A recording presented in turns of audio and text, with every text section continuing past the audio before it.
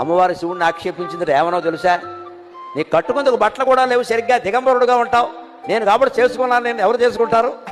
పులితోలు కడతావు, ఏనుగుతోలు కడతావు, ఇంకేం లేవు, రెండే బట్టలు. మరి అంతే కదా, ఎప్పుడు పులితోలు లేదా ఏనుగుతోలు, ఏనుగు చర్మం పులి చర్మం, ఇకపోతే నువ్వు కట్టుకునేందుకు ఏం లేదు ఇక్కడ అందుట. అంటే ఆయన అన్నట్ట, పులితోలు ఏనుగుతోలు రెండు దాచిపెట్టాయి, నేను ఏం కట్టుకుంటానో నీకు చూపిస్తాను అన్నట్ట. ఇప్పుడు కావాలనే పులితోలు ఏనుగుతోలు అయ్యవారికి దొరకకుండా చేసింది.